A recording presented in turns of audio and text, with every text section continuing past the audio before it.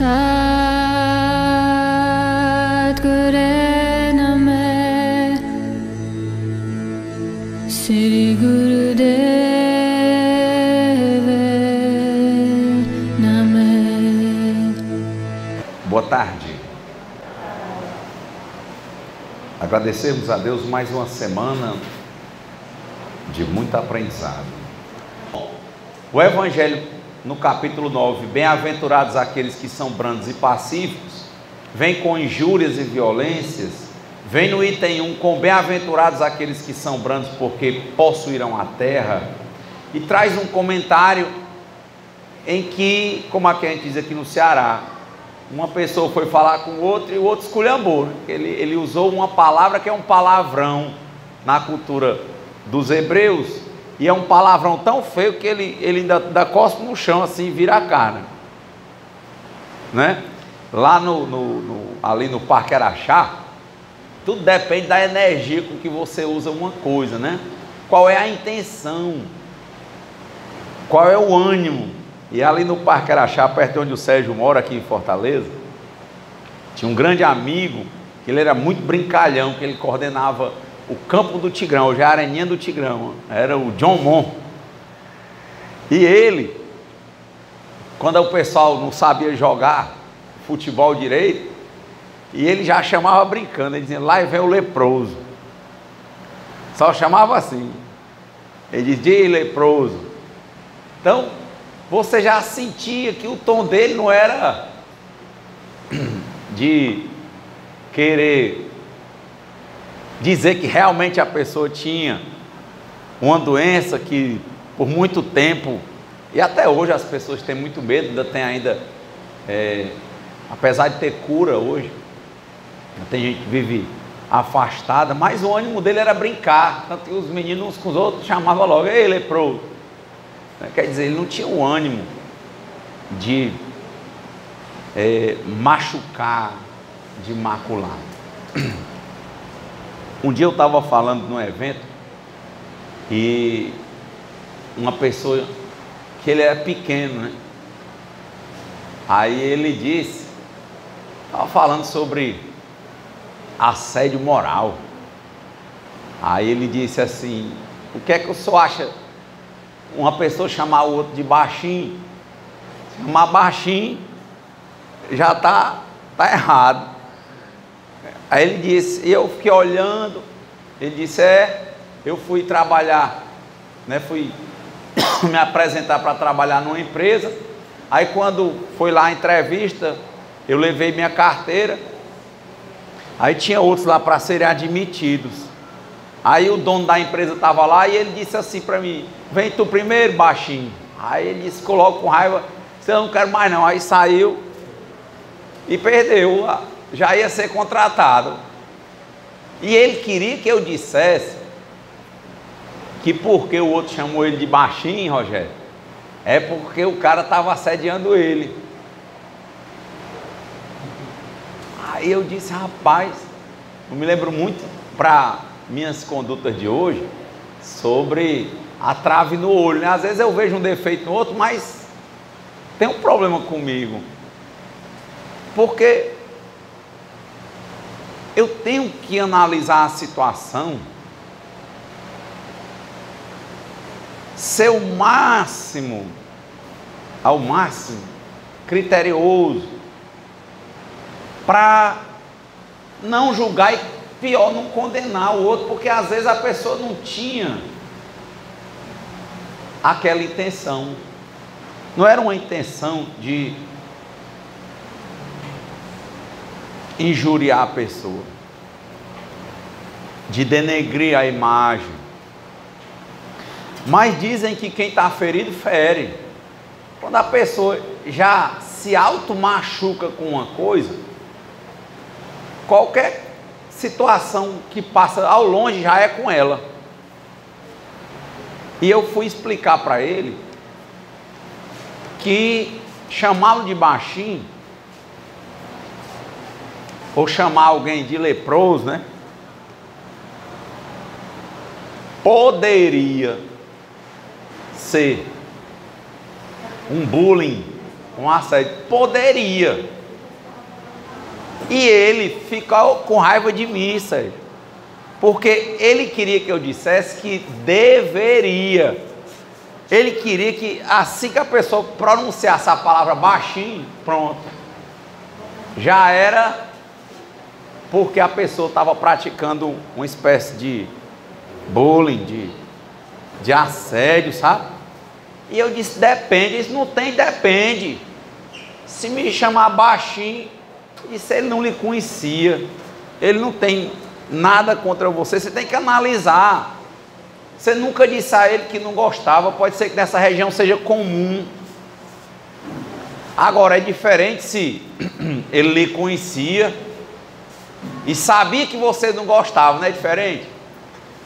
Ou é diferente se você dissesse assim, ó, por favor, não me chame de baixinho, não é o teu nome, eu não gosto. E ele continuasse.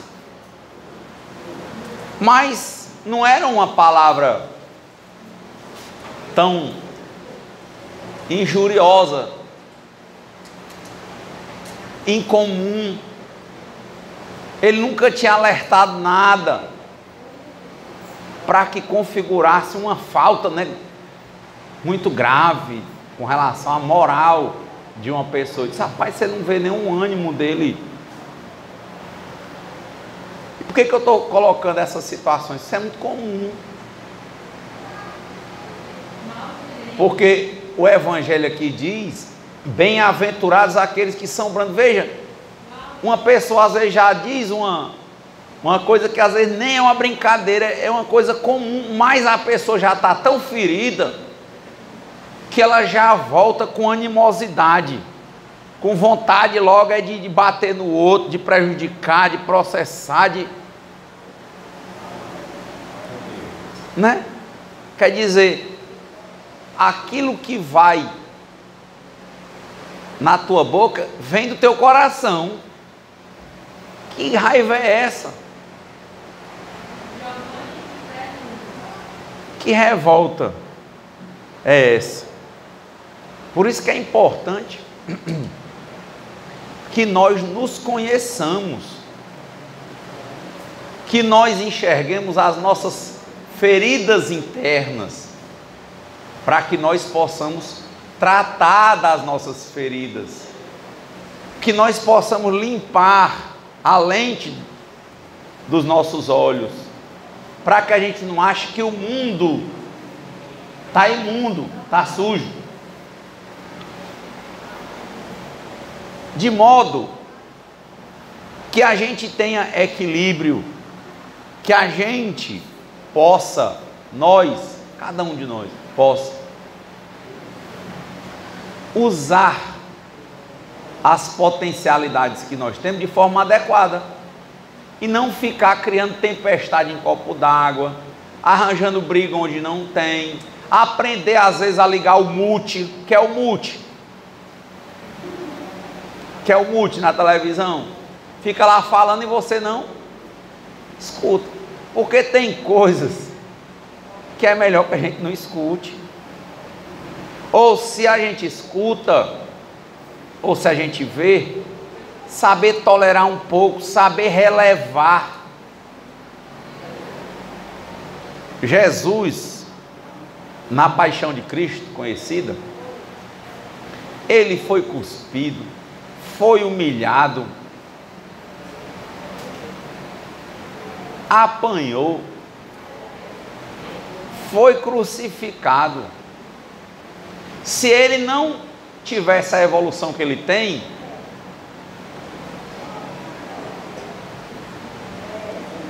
ele poderia ter se entristecido com relação à conduta dele.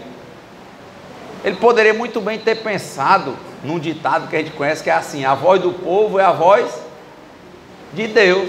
Se ele botou para o povo escolher entre Barrabás e ele, e o povo escolheu Barrabás, então ele estava errado. Mas ele não tremeu na base, não, nem ele esculhambou ninguém. Ele tinha poder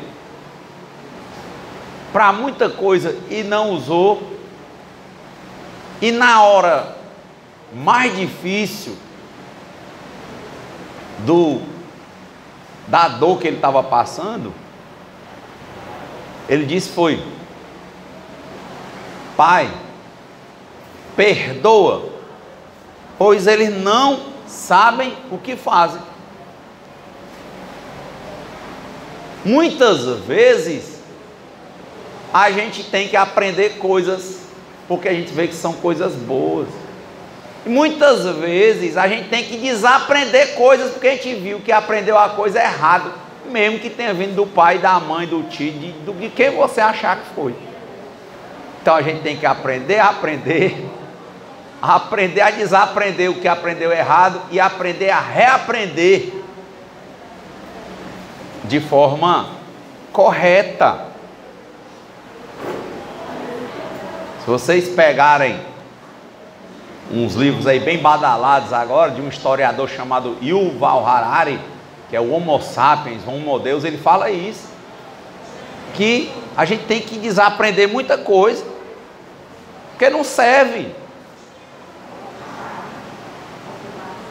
Eu pensando na guerra, que agora está esse cisma entre a Ucrânia e a Rússia e a OTAN, e eu fiquei lembrando quantas pessoas nos atos do Hitler, nos anos 30, ele passou muito tempo no governo. As perseguições aos judeus, elas foram acontecendo aos poucos, até que eles não tinham direito nenhum. Alguns tiveram uma intuição, uma maturidade e um desapego de estarem bem nas suas casas, nos seus comércios, e dizer o quê? Eu vou me embora daqui, né? E foram embora e se salvaram. Tem muito judeu que saiu antes do arroxo total. Aí você traz para o dia de hoje. Eu fui sempre criado em casa. Aí um bocado de gente diz assim hoje: eu tenho que morar no bairro tal, porque eu toda a vida morei aqui. Ou eu tenho que morar em casa.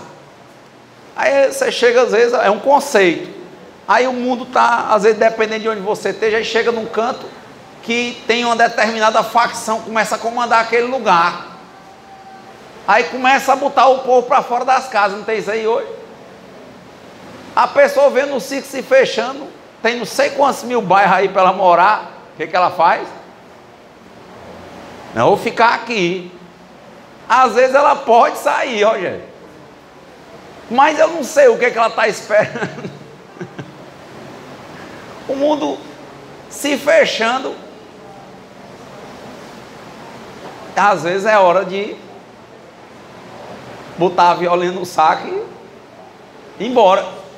Não estou dizendo que quem está passando por isso tem que fazer. É uma escolha de cada pessoa. Mas lá dentro vem um senso assim: não, porque aqui é o meu canto, não, porque isso aqui eu não posso vender, não, porque daqui eu não posso sair, não, porque eu tenho que resistir a isso.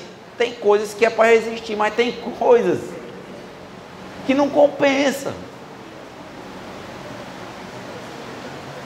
Tem que ter bom senso.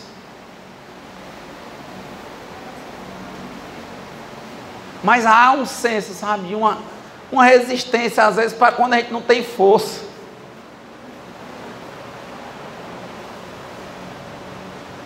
Aí gera um conflito maior, porque a pessoa não vive em paz, vive com medo. Vou outro exemplo. Tem um colega que a família dele toda, ele tem vários irmãos. Aí ele foi aquele que foi ficando, por fim, ficou com o pai, com a mãe, depois ficou com a mãe. Aí montou um comércio lá na casa da mãe. E os irmãos, cada um vendo sua vida, e ele ali, né? Aí ele fez a casa dele no quintal da mãe, aquele negócio.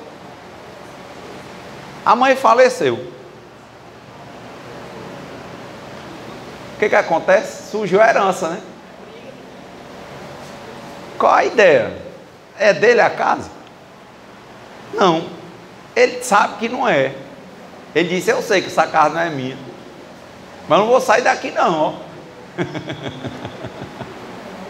Não acontece não. Quiser eu, rapaz, eu não quero saber, meus irmãos têm dinheiro, eu não vou sair, mas a casa é sua. Eu tenho certeza que não é. Ele disse, mas eu não saio, só saio daqui. Eles vão brigar, eu vou enrolar, eu não vou sair. Mas se você tem a certeza que você vai ganhar, não, eu tenho a certeza que eu vou perder, mas eu só saio daqui com uma confusão grande, que já começou, já não falo com nenhum irmão meu. Não existe isso não, gente. É um senso, sabe, belicoso. Muitas vezes a gente briga por coisa que não tem sentido. Não tem sentido. Hã? Não tem valor. Não é, não tem, mas não tem nem lógica. E aí às vezes a gente se apega, chega aquela intuição espiritual, para a gente se acalmar, para a gente pensar, para a gente tomar uma decisão melhor, para dar tempo ao tempo, mas não. Trabalho. Muitas vezes o trabalho dá trabalho, muitas vezes é ruim, a gente se sente mal, mas a gente vê que desses momentos mais difíceis são as situações em que a gente mais aprende. E às vezes se a gente não consegue, ou seja, não tem ainda outro canto para ir, a gente tem que ter um pouco de paciência. Começar um projeto de saída.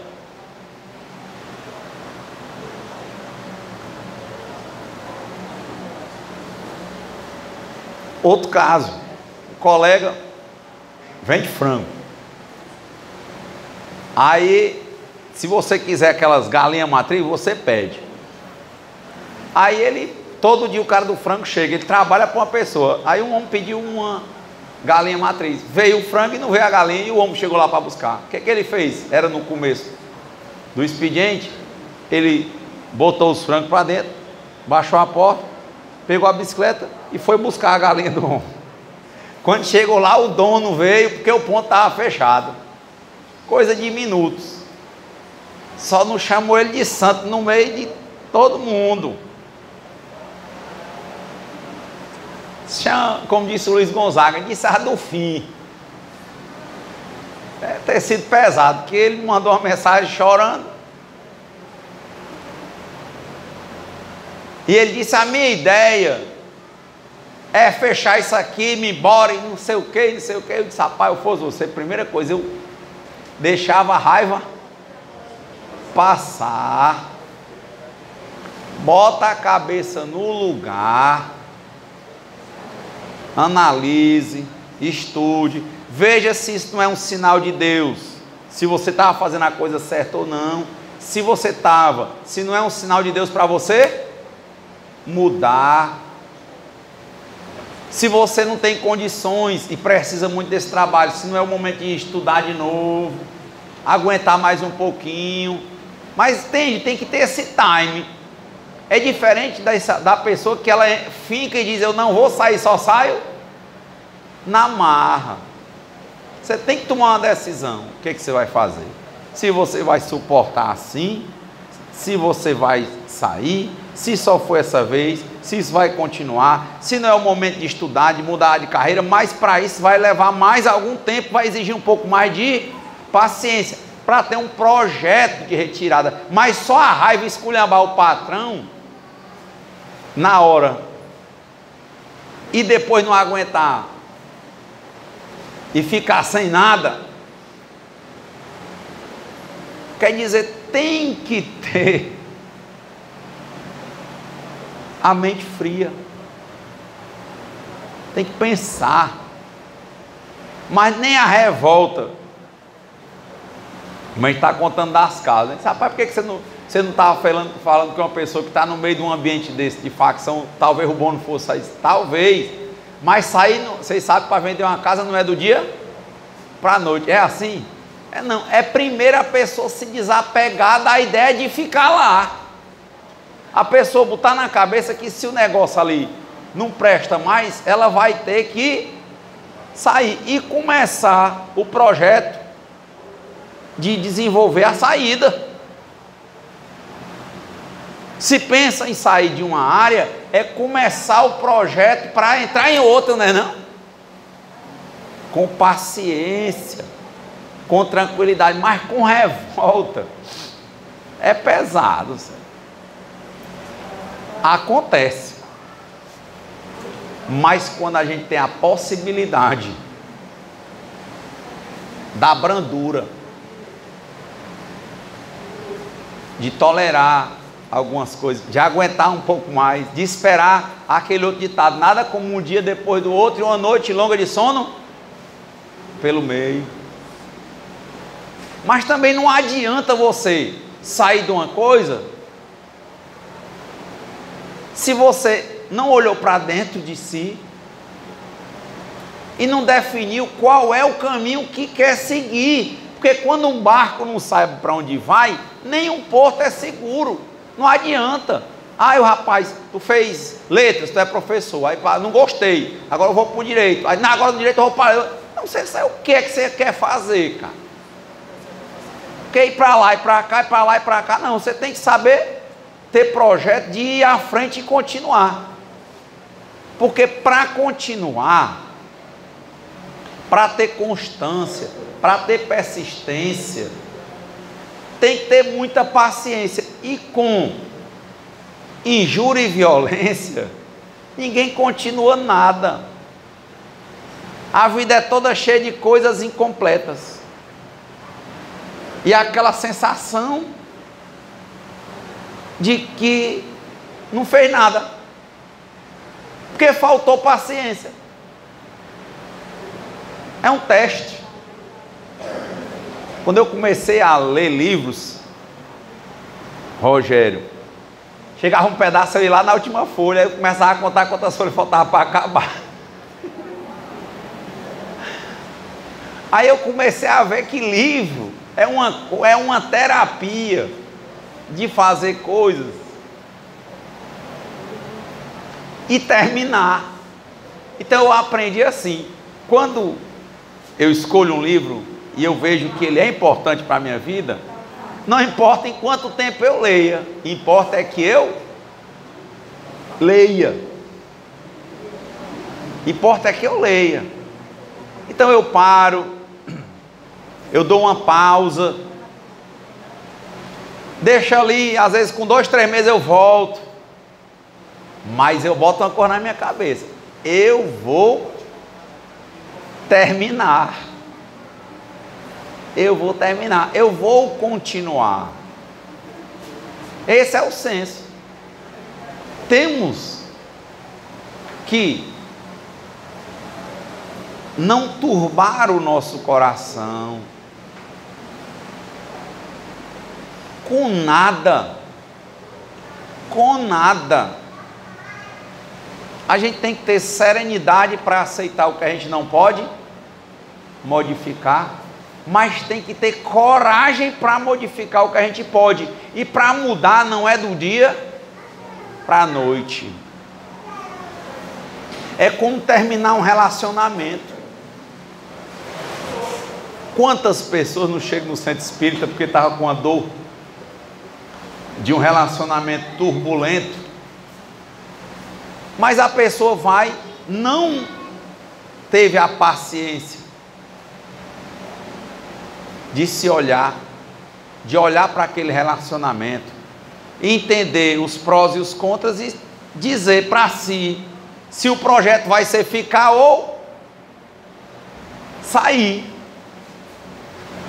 Porque a partir do momento que ela começa a cuidar dessa ferida e ela toma uma decisão ou de permanência ou de saída, e ela diz que vai continuar, ela vai continuar. Mas se faz como é que é o normal? a mania de terminar. Como assim? Não olhou para si, não olhou para o relacionamento, a pessoa diz qualquer coisa, acabou. Aí briga hoje, amanhã, volta. Às vezes mais tarde. Porque, na verdade, não tinha compreendido e nem tinha decidido terminar. Queria era manipular o outro, para ver se ele ficava com medo e ligava de volta. E manipular o outro é algo violento, não é não, Rogério? Não é o evangelho? Injúrias e violências. Às vezes a terminada é injuriando e ainda violentando, porque está manipulando, esculhamba só para ver se o outro vem atrás. E tem gente que diz assim, ei, cadê a fulana? Não, foi eu que terminei. Aí antigamente os meninos iam atrás do outro, viu? Ei, você disse pro cara que foi você que terminou foi eu. Não tinha isso, né? Na verdade, se a coisa tivesse sido desfeita do modo real, não tinha isso, as coisas simplesmente iam se desmanchar, iam se acabar como começaram, e um dia era só uma lembrança. Mas a nossa imaturidade espiritual faz a gente achar que injuriar, que manipular, que ser violento vai resolver. Mas injúria e violência são coisas de momento.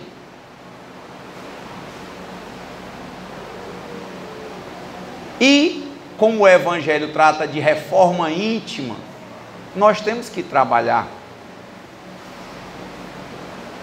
as nossas emoções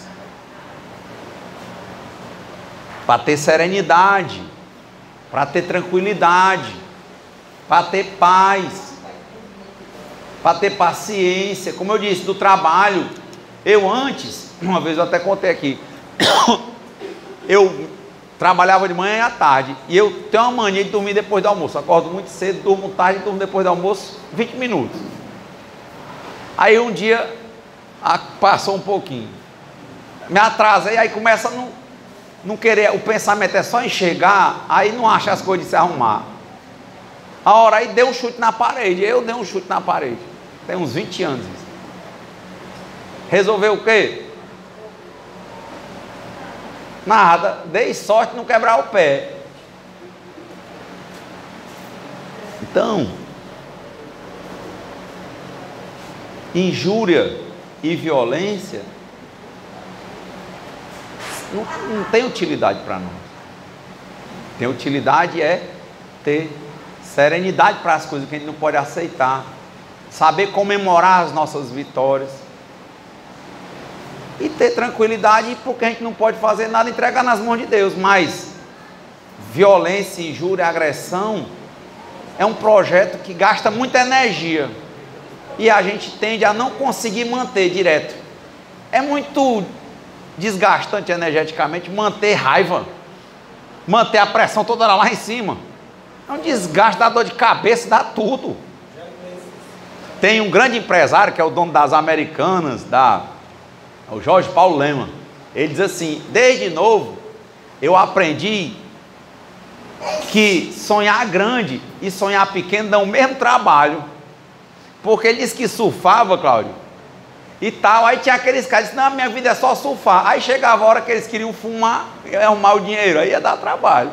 Quebrava uma prancha, ia dar trabalho. Ele disse, olha, os caras sonhavam pequeno e querer só surfar. Aí quando chegava na necessidade, era maior trabalho para arrumar o dinheiro, para arrumar as coisas. Aí ele disse, sabe de uma coisa? Eu vou pensar que sonhar é grande, porque dá o mesmo trabalho de sonhar pequeno.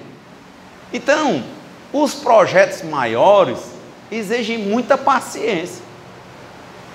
A gente tem que vencer esse lado da injúria e das violências. Então, Cláudio chegou aqui para dar continuidade aos trabalhos. Que Deus nos conceda a serenidade necessária para aceitarmos as coisas que nós não podemos modificar, coragem para modificar aquelas que nós podemos e sabedoria para distinguirmos umas das outras, e que seja sempre feita a vontade de Deus antes da nossa, de modo que a gente possa entregar nossas vidas e nossas vontades nas mãos de um poder superior a nós mesmos. Muita paz e uma boa semana.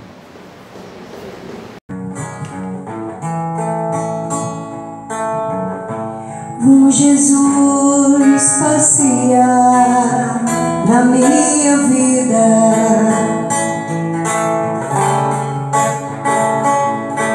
Quero voltar aos lugares em que fiquei só.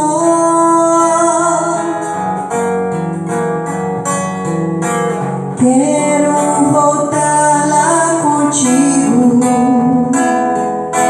vendo que estavas comigo.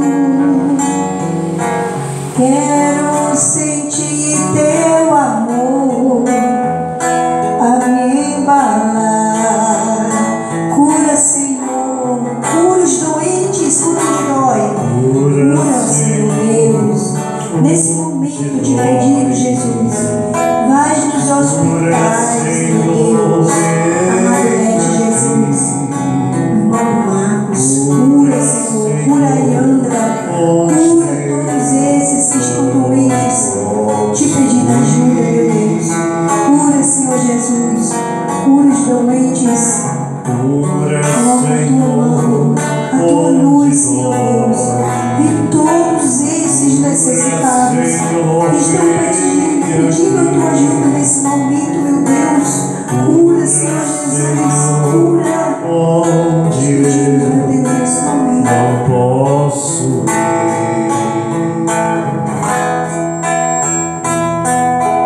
Quando a lembrança me faz adormecer,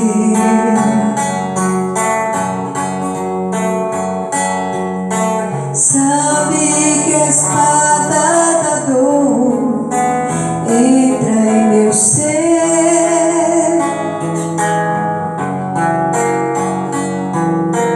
Tu me carrega nos braços, leva-me com teu abraço. Sinto minha alma chorar junto de ti. Cura, Senhor Jesus, cura, meu Deus, cura todos os doentes.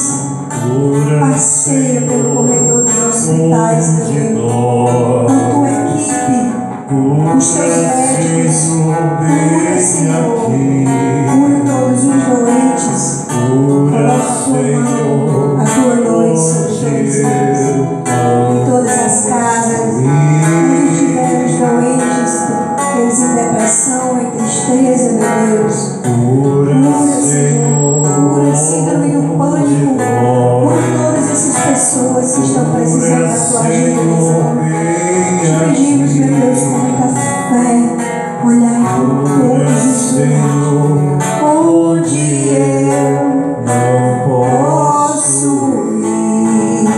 Que assim seja. Amém.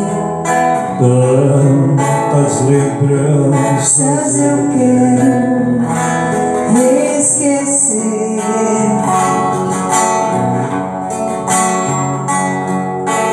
Deixa um vazio em minha alma, em meu viver.